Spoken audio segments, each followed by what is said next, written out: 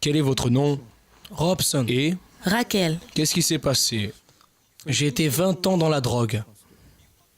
En 1990, avec 15 ans, j'ai commencé à fumer la marijuana, à boire, à être ivre dans les bars.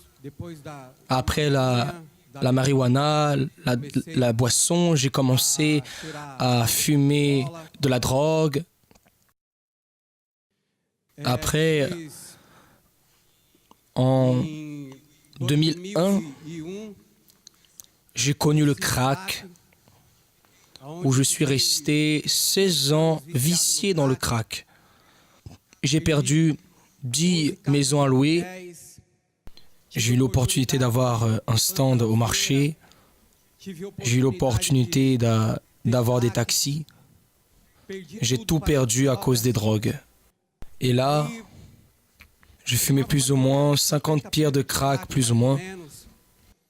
Et lorsque je tombais en dépression, je me cachais à l'intérieur d'une chambre. Je restais pratiquement un mois enfermé dans la dépression, sans prendre de bain, sans penser à avoir une nouvelle vie.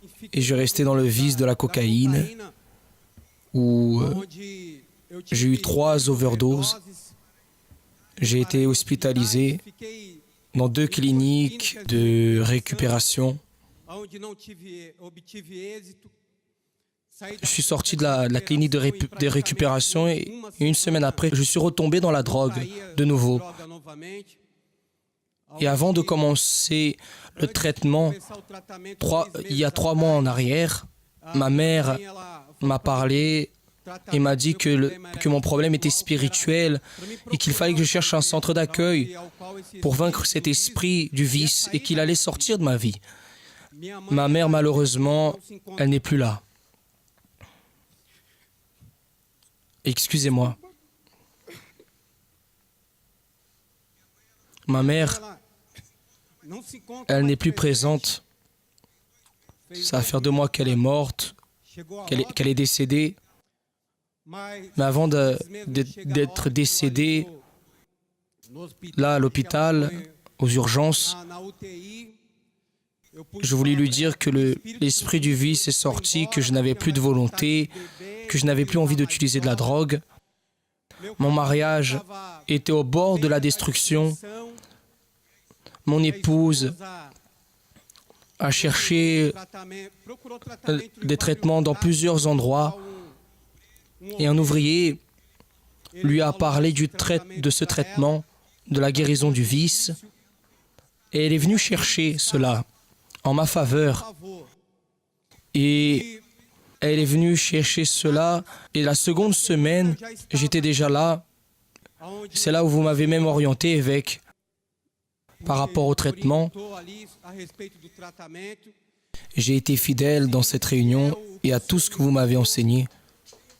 J'ai fait tout ce que vous m'avez dit, et dès le premier jour, évêque, que j'ai reçu la prière ici, je n'utilise plus de drogue, je ne fume plus. Aujourd'hui, ma vie est complètement différente. Les personnes, même aujourd'hui, un trafiquant s'est arrêté en moto. Il m'a regardé et a dit « Tu es vraiment différent aujourd'hui. Tu as complètement changé. » Je lui ai parlé par rapport au traitement et ce qui s'était passé dans ma vie. J'ai dormi à la rue, j'ai mendié. Je dormais dans une maison où il n'y avait pas de vase sanitaire, où il n'y avait pas de porte, ni même de fenêtre, il n'y avait rien. Aujourd'hui, j'ai mon épouse. Aujourd'hui, j'ai mon travail. Aujourd'hui, j'ai ma dignité. Aujourd'hui, mon fils peut m'appeler papa. Aujourd'hui, mon fils, il me respecte. Ce changement s'est produit il y a 3 mois. Oui, en 3 mois, évêque. C'est un nouvel homme. Oui, grâce à Dieu. Oui, je suis venue la première semaine et j'avais perdu tout l'espoir parce qu'il me disait « J'aime faire ça ». Je vous ai vu à la télévision et vous disiez que c'était un esprit qui était derrière tout ça. Alors, j'ai dit « C'est pas lui qui dit ça là, qu'il aime la drogue. Exactement. Alors j'ai dit, c'est un esprit, il doit sortir. Ça m'a vraiment fortifié lorsque vous avez dit cela. Ça fait 3 mois qu'il est guéri. 3 mois. Le lundi suivant, il venait avec moi. Le problème est terminé. Grâce à Dieu, on va Vous continuer. n'allez pas arrêter le traitement. Non, on va pas désister. Vous êtes un nouvel homme. Je suis un autre homme, évêque. Vous avez payé combien ici? Je n'ai rien payé. Deus abençoe. Dieu vous bénisse. Deus abençoe.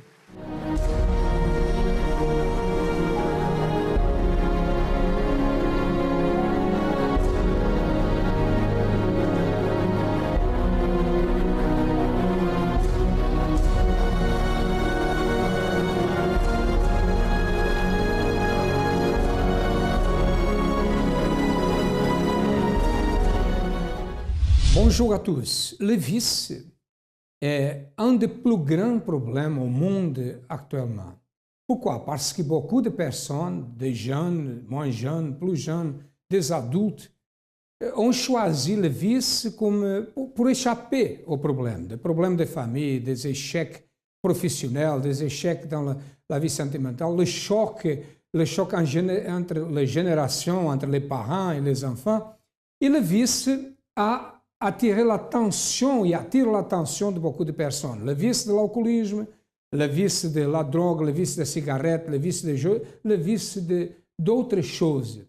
Le vice, c'est un refuge, c'est le chemin erroné que beaucoup de personnes ont choisi. Et à travers la thérapie pratiquée pour l'évêque Formigone, que c'est un homme qui a passé pour la drogue aussi, il connaît bien le monde de la drogue, beaucoup de personnes, beaucoup de milliers de personnes ont été déjà délivrées. Il sera ici à Paris le 14 de mai, comme vous avez vu, dans la salle Doc Pullman. Et là, il ira faire une séance, il ira aider beaucoup de personnes. Si vous avez quelqu'un qui a besoin de ça, si vous avez quelqu'un aussi dans la famille, venez et certainement, vous allez voir des choses très intéressantes et vous allez voir que c'est possible que la personne soit guérie de ces problèmes de vice. Et quand nous parlons de vice, nous allons écouter maintenant un autre témoignage de quelqu'un qui est arrivé au centre d'accueil avec une situation comme ça. Regardez. Donc déjà, je suis arrivée au centre d'accueil, déjà ça fait 7 ans en gros que je connais le centre d'accueil universel. Mais en fait, j'aimais tellement ma vie d'avant, les points positifs de ma vie d'avant, pas les points négatifs, que je ne mettais pas en pratique ce qu'on me disait, je négligeais. En gros, je disais que j'étais une chrétienne, mais... j'étais une chrétienne à ma manière. Et donc du coup, c'est pour ça que je payais ce que je vivais. Et donc du coup, un lundi soir, je suis arrivée au centre d'accueil et j'en pouvais plus. Franchement, j'étais vraiment au bout. Je pense que, sincèrement, que si je ne serais pas venue ce jour-là au centre d'accueil, j'aurais peut-être mis fin à mes jours, parce que j'en pouvais vraiment plus de ma vie. Donc voilà, donc je suis arrivée dans cet état-là au centre d'accueil universel et j'ai parlé avec un pasteur qui m'a conseillé. Et du coup, il m'a conseillé, il m'a dit qu'est-ce que je devais faire pour que ma vie avance et pour que ma vie change. Donc, au début, franchement, c'était vraiment pas facile d'abandonner tout. D'abandonner les garçons, les sorties, mes vices, c'était vraiment pas facile. C'était un combat, c'était une lutte. Donc du coup, déjà le pasteur m'a conseillé de faire des chaînes de prière. Et donc du coup, j'ai commencé à venir les mercredis, les vendredis et les dimanches seulement. Quand je pouvais aussi, quand je le voulais en fait. Ensuite, après, j'ai commencé à faire des propos pour arrêter, surtout des vendredis pour mes vices, pour pouvoir cesser tous les vices que j'avais. J'ai participé à la campagne d'Israël parce que, étant donné qu'à l'école c'était une catastrophe, franchement, j'avais vraiment besoin que Dieu agisse. Parce que si la main de Dieu n'agissait pas, j'aurais pas eu à avoir mon BTS. Durant cette campagne d'Israël, qu'est-ce que j'ai fait? Alors, donc j'ai sacrifié mon tout. Déjà, je travaillais. Non, même pas, j'avais même pas de travail à cette époque. J'ai vraiment cherché du travail. J'ai travaillé. Tout l'argent que j'avais, j'ai tout déposé sur l'autel. Pour moi, la campagne d'Israël, c'était le début du changement de ma vie. Parce que en gros, c'était soit Dieu il agissait, soit il agissait pas. Parce que tout ce que j'avais tout vendu. Je m'étais dépouillée de tout et pour que Dieu agisse. Melita était plus une victime du vice. Elle était quelqu'un qui avait des pensées suicidaires. Elle vivait dans la drogue, la cigarette. Je vous dis une chose, la cigarette, quand on parle de drogue et parle de cigarette, on sépare comme si ce soit des choses différentes. Mais la cigarette, c'est une drogue qui tue lentement.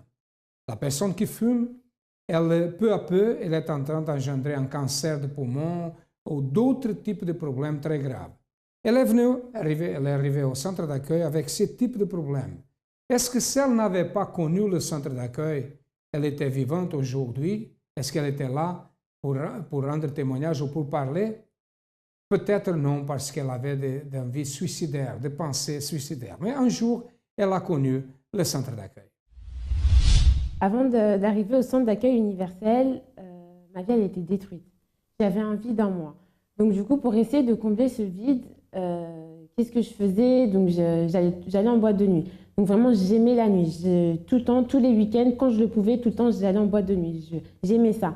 Je sortais aussi avec pas mal de garçons, j'enchaînais les relations. J'avais aussi des vices, donc je fumais de la cigarette, je fumais aussi du cannabis. Et je buvais aussi beaucoup d'alcool. Mais en fait, je buvais de l'alcool, tout ça, c'était vraiment pour essayer de noyer tous les soucis, tous les soucis que j'avais. Et aussi, j'avais aussi des pensées suicidaires. Je voulais mettre fin à ma vie. Et donc, du coup, je ne suis jamais passée réellement à l'acte. Mais pour essayer de me déconnecter de ce monde, pour tout oublier, je dormais. J'essayais de dormir le plus souvent. Des fois, j'allais même à l'école, je ne sortais pas la journée pour rester chez moi et dormir. Je prenais aussi des somnifères aussi donc pour dormir, je prenais des somnifères. J'avais aussi une vie d'apparence d'une part parce que j'étais obsédée par mon apparence. Je voulais toujours avoir des vêtements qui étaient à la mode, avoir la dernière coiffure, etc. J'étais vraiment obsédée par ça. Donc du coup, quand j'avais pas d'argent pour me les acheter, j'essayais de m'en procurer. Donc je sortais avec des garçons juste pour ça, juste pour de l'argent. Donc du coup, je me suis mise ma famille, mon père à dos, je me suis mise aussi mon frère à dos qui m'a battue. Vraiment, il m'a battue limite à la mort. Parce que, en fait, il l'a fait parce qu'il était dégoûté par moi, parce qu'il n'imaginait pas tout ce que je faisais dehors. Et donc, du coup, tout ça, j'avais une haine en moi, une haine envers mon frère et une haine aussi envers mes sœurs. Et j'étais encore beaucoup plus triste. Déjà que je me sentais pas bien, j'étais complexée aussi par moi-même, j'étais encore beaucoup plus mal.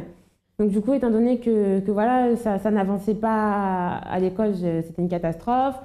Et en plus de ça, c'est une école privée, donc c'est mes parents qui la payaient. Et mes parents voyaient qu'il n'y avait pas de sérieux. Donc du coup, j'avais aussi la pression de mes parents. Donc vraiment, je n'étais pas bien. Aujourd'hui, ma vie, comment est-ce qu'elle est? Donc déjà, au niveau spirituel, donc, j'avais beaucoup de haine en moi. J'avais de la haine envers les gens de ma famille, de la haine contre moi-même, puisque j'étais beaucoup complexée. Donc du coup, tout ça, j'ai plus tout ça. Dieu m'a délivré de tout ça. Toute la tristesse que j'avais, les pensées négatives, les pensées de suicide, et les pensées de suicide aussi, je les ai plus. Aussi, oui, avant, je menais une vie d'apparence. J'étais pas, genre avec ma famille, j'étais une autre personne, à l'extérieur, j'étais une autre. Aujourd'hui, non, je suis moi, je suis Mélinda, je suis plus obsédée par moi, comment dirais-je? Je suis plus obsédée pour mon apparence, voilà, parce qu'avant, je voulais plaire aux gens. Mais j'ai compris que je m'en fous en fait de plaire aux gens. La seule chose que je veux, c'est plaire à Dieu. Donc au niveau de mes études aussi, donc comme je vous l'ai dit, tout le monde avait déterminé que mon BTS c'était impossible que je l'ai, que je pouvais pas l'avoir. Donc grâce à mon sacrifice, j'ai pu avoir mon BTS, j'ai pu faire la différence. Toutes les personnes qui étaient censées l'avoir, je suis pas contente, mais bon, elles l'ont pas eu. Mais moi j'ai réussi à l'avoir, j'ai vraiment réussi à faire la différence. Donc aussi au niveau de ma famille, je m'entends bien avec tous les membres de ma famille, j'ai plus de problème avec eux. Mais par contre, franchement, tout ce que j'ai réussi à avoir, c'était pas facile. Ça s'est pas fait du jour au lendemain. C'était des sacrifices, des chaînes de prière, des propos. Et grâce à Dieu, aujourd'hui, voilà. Pour moi, le centre d'accueil universel, ça représente ma vie. Pour moi, c'est là où il y a Dieu vivant, là où Dieu a transformé totalement ma vie. Et je sais qu'il va encore agir.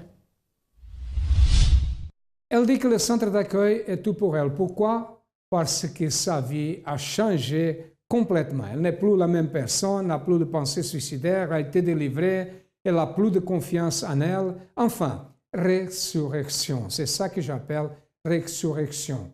Parce qu'elle est sortie du monde de mort, parce qu'elle était condamnée à se suicider, et aujourd'hui, elle est parmi les vivants. Quelles sont les situations que vous êtes en train d'affronter? Quels sont les problèmes que vous êtes en train d'affronter? Regardez plus de témoignages. Je buvais bière avec whisky, puisque bière, je ne sentais pas. Si je bois un mélange avec whisky, là, je sens. Whisky. Oui, whisky avec la bière. Même le déjeuner, je ne prenais pas du lait.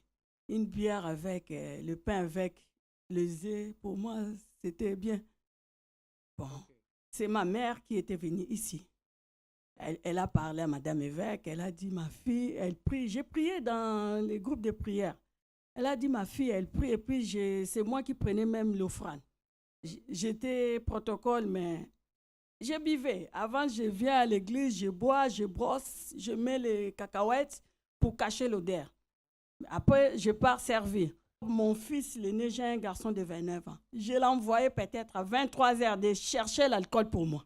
Ma mère, elle priait. L'autre jour, elle est venue. L'autre jour, elle m'a mené ici. Bon, pour lui faire plaisir, je venais, prière de 10 heures. Après 14 heures, je pars là, je priais. Je venais pas pour moi, mais pour elle. L'autre jour, je suis partie à l'hôpital. Ils ont dit, madame, tu as des palpitations, il faut laisser l'alcool. Sinon, tu vas perdre ta vie. Il y avait une campagne d'Israël à 2001. Décembre pour rentrer à 2001.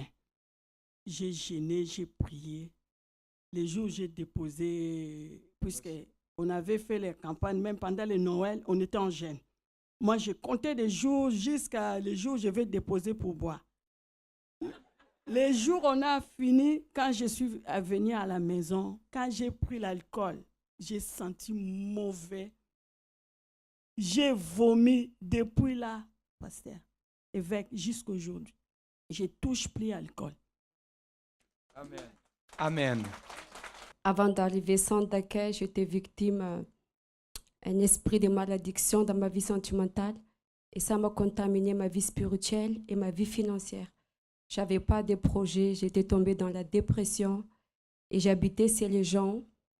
Je n'avais même pas de formation où habiter. Et c'est comme ça que je suis venue au centre d'accueil. Et maintenant, après que vous avez participé, qu'est-ce que Dieu a fait dans votre vie?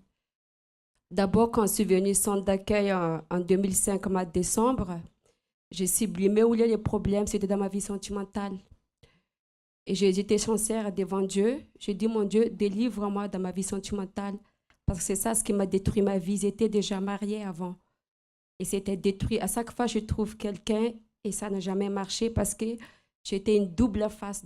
J'attirais beaucoup les garçons, mais derrière ça, il y avait un démon qui m'utilisait. J'étais autre personne, même au point que je voulais tuer mon ex-mari avec un couteau. Et puis il avait dit que je t'amène à l'hôpital psychiatrique parce que tu es folle. J'étais complètement folle avec, j'ai perdu ma tête. Et c'est comme ça que je suis venue au centre d'accueil. J'ai demandé la délivrance, je n'ai pas demandé d'être mariée. La délivrance, et là que je commence tout à zéro avec Dieu. Dieu m'a rétabli ma vie spirituelle, ma vie financière. J'ai recommencé à faire des études et j'ai obtenu mon diplôme. Je travaille pour les enfants handicapés et aussi les personnes âgées. Et je me suis concentrée dans ma vie spirituelle avec Dieu. Et Dieu, aujourd'hui, ma vie spirituelle, je suis bien. Et c'est après que Dieu m'a donné la direction de demander pour ma vie sentimentale. Et aujourd'hui, je suis mariée. Mon mari, il est là. J'étais dans la dépression. Je voulais même me suicider. Même vous suicider. Vous avez l'envie de suicide. J'avais envie, mais je n'ai pas passé encore l'acte. OK. Et la dépression est partie. Est partie avec. Amen. Grâce à Dieu. Que Dieu vous bénisse plus. C'est vrai qu'aujourd'hui, ma vie s'est transformée complètement. Comme avant, j'étais complètement détruit, mortel. Tout ce que j'ai créé dans ma vie, ça fait 10 d'années, j'ai créé des entreprises avec mes filles, avec mes enfants, mes majeurs de mes enfants, mes 3 enfants. Et puis ensuite, ça ne durait même pas 6 mois, ça cassait tout. L'argent, il se fout tout en l'air. Et puis je dépose le bilan parce que je ne pose pas de problème sur mes enfants. Je restais comme un gérant des pailles. Mes enfants restaient comme gérant des pailles. Moi, je suis resté responsabilité. Quand ça casse tout, je cours vite fait. Je vais voir de mes comptabilités expert comptable qui fait tout fallait pour fermer ces entreprises. Je ne dois pas vivre de dette. Pour payer plus d'aide, j'avais 45 000 € à payer. J'avais un comptable libanais, Antoine. Elle a fait tout possible de cesser cette affaire. Bon, que mes enfants aujourd'hui sont libres. Depuis là, j'ai reprendre mon entreprise. 6 mois, ça ne va pas aller. Ce truc, ça continue. En 2004, en septembre 2004, il y avait un charnement de sorcier qui ma vie. J'ai fait 32 ans ici en France. Je travaille pendant 24 ans, mes dépendances. J'ai travaillé tout est régulier parce que tout ça marche à 100%, à fond. Donc, vous avez d'abord une entreprise qui a fait 6 mois. Il y a eu des dettes. Et Antoine, le Libanais, il a fait pour que les dettes soient effacées. Il n'aura pas de dette sur ce dos. Et là, maintenant, vous avez encore recommencé. J'ai recommencé entre-temps. 6 mois, c'est cassé tout. Et après, je laisse tomber. Je suis parti dans le monde. J'ai quitté la maison. Vous étiez agressif. Très agressif, très violent. Je deviens ma vie diabolisée, diable sur moi. Je te dis franchement, il y a plus de mauvais esprits qui charnaient sur ma vie. J'ai fait une tentative de mort, vous voyez là. Je prends la porte du carreau. J'ai cassé dans ma tête pour finir toute ma vie. Je voulais même tuer tous mes enfants à la maison avec mon épouse. Les flics, ils sont venus, les flics, ils avaient 13, 14 flics pour rien. Les policiers. Ah ouais. Je débatte avec les flics par terre, je mets par terre, j'ai détruit. Resté pendant 2 mois, ils ne travaillent pas. Le juge m'a convoqué devant le tribunal. Et toutes ces histoires, ça finit par la condamnation très sévère. Je connais l'église et décembre de 2010. J'ai invité mon mari, cancer, diabète, tout. Vous savez qu'elle avait le cancer, elle avait le diabète? Oui. Quand elle est venue ici, 2009, je me rappelle, elle mettait toujours un truc, des bandes, tout ça, des opérations. 5 opérations. 5 opérations. En plus, pasteur, il y a une dette dans la maison que mon mari fait, 67 000 euros. J'ai parlé avec le pasteur. Jamais, je ne sais pas si tu as témoigné aujourd'hui. Moi, jamais j'ai témoigné ici. Ça, c'est moi qui l'ai vu toute seule pour me parler des choses. 60 000 euros, pasteur. J'ai parlé avec le pasteur Lionel. Je ne savais pas lire. Je prends de la dette que mon mari fait. Je cachais. Je montrais la dette des impôts. Des impôts. Pasteur, 3 jours, je prends de l'enveloppe de campagne Israël. J'ai qui 20 euros. J'ai mis 20 euros. J'ai prié par le cancer, par la dette qui chez nous. Je passe à porter entrer dans la maison pour la violence. En semaine, la dette est faisait. Reste 7 500 euros. Cancer. C'est fini. Dette. C'est fini. Diabète. C'est fini. Okay. Bagarre. C'est fini. Amen. Hein? Menace de mort. C'est fini. Aujourd'hui, j'ai touché 3 fois, 4 fois double que j'ai touché. Donc là, Dieu a restauré le caractère, la santé, le mariage, la famille, le caractère. Qu'est-ce que le centre d'accueil représente pour vous? Pour moi, franchement, c'est la joie. C'est ma vie, franchement. Je dis à toutes mes frères, mes sœurs, il ne faut pas désespérer. Il faut battre dans la vie. Il faut combattre le spirituel, la prospérité. Je chante des prières aussi énormément. J'ai prié même ça 10 fois par jour. Même à mon travail, il y a beaucoup des ennemis, mais tout ce que j'ai prié à fond. Que Dieu vous bénisse. Votre vie n'avance pas. Vous êtes déprimé. Vous passez d'échec en échec. Vous cherchez à vous réfugier dans l'alcool, la cigarette, les compagnies d'un moment, tous ces vices qui procurent un moment de satisfaction passager. Mais vous continuez malade, avec des douleurs constantes, votre vie sentimentale et professionnelle brisée. Il y a une solution. Venez détruire toutes ces chaînes négatives et retrouver votre véritable potentiel qui fera de vous un vainqueur. Tous les vendredis dans tous nos centres d'accueil. Plus d'informations sur notre ligne amie 24 heures 01 53 35 85 12 ou sur notre site www.centredaccueil.net. Il y a des adresses qui passent dans votre ordinateur, dans votre téléviseur. Et ces adresses sont là pour vous dire que vous pouvez choisir le plus proche de vous si vous avez besoin de notre aide. Et de la même manière que ces personnes ont changé de vie, ont réussi, vous pouvez aussi trouver la réussite. Notre siège, le siège du centre d'accueil ici en France, est situé à Paris, au 10e arrondissement, au 254 de rue du Faubourg Saint-Martin, métro Louis Blanc, au Stalingrad. Si vous avez besoin de notre aide, sachez que les portes sont ouvertes du matin au soir, de lundi à lundi. Nous allons maintenant écouter le témoignage de Labani. Labani était aussi un homme qui vivait dans la drogue et il avait des pensées suicidaires aussi. Mais un jour, il a participé à la campagne d'Israël. Comment était votre vie? Elle était complètement détruite. J'avais beaucoup de problèmes. J'étais vicié dans l'alcool, drogue. J'étais aussi dealer, vol. Des vols? Toutes sortes de vols. J'avais tout fait. J'ai fait que ça. Du matin jusqu'au soir, j'ai fait que ça. Vous savez le bien que le centre d'accueil a fait? Ce n'était pas le centre d'accueil, qui ça, des gens qui étaient ici étaient déjà volés aussi. Hein? Qu'est-ce que l'Église a fait? L'Église a sauvé beaucoup de personnes, non seulement lui, mais beaucoup de personnes qui étaient peut-être allées être victimes de ça. Vol, votre vie détruite. Célibat aussi, j'ai vie sentimentale détruite, vie spirituelle détruite. Dans la semaine, 2 ou 3 fois chaque nuit, il y a quelqu'un qui vient prendre la m'étouffer. Je n'arrive pas à respirer, je n'arrive pas à crier. Presque chaque nuit, c'était comme ça. La mort. La mort, voilà. Vous m'avez dit une fois que vous avez pensé au suicide. À un moment donné de ma vie, j'avais tellement de problèmes, j'avais la haine aussi contre beaucoup de personnes. J'ai pris la décision de suivre un groupe armé.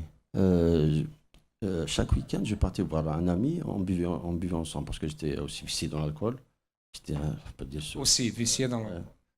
C'est ça le plus grand problème que j'avais. Alors, chaque week-end, on s'assied ensemble pour boire. Une fois, je suis rentré, il m'a tendu un semeur. Il m'a dit, j'ai trouvé dans ma boîte aux lettres. Parce qu'il me voit, des fois, je suis intéressé à lire la Bible, je cherche. Il m'a jeté comme ça un semeur. Il m'a dit, viens, peut-être ça va, tu vas dire que tu aimes ça. Alors, quand je commence à lire, j'ai vu certains témoignages des personnes qui, même probablement viciées dans les drogues, dans l'alcool. Alors, j'ai dit, je vais partir. Je vais essayer. Je voulais venir, mais je n'arrive pas. Je n'arrive pas. À chaque fois que je viens, je retourne de la porte. À chaque fois. Je suis rentré 1 fois, 2 fois, 3 fois. Alors, une fois, je voulais rentrer, je suis revenu. Il y a une ouvrière qui m'a appelé.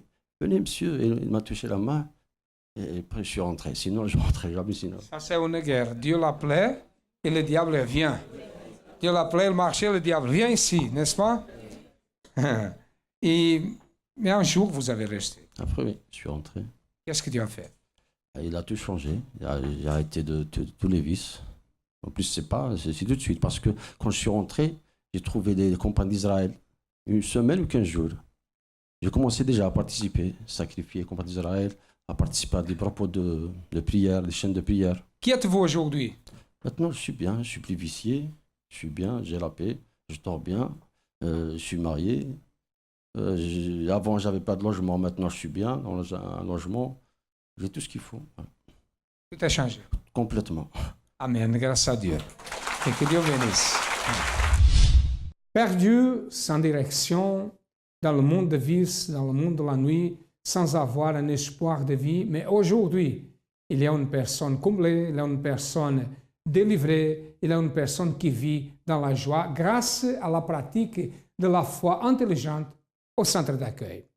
Nous attendons que cette émission vous a aidé, c'est notre objectif, c'est vous aider si vous avez besoin de notre aide. Et nous attendons que vous ayez reçu la réponse à vos besoins. À demain et que Dieu vous bénisse à tous abondamment.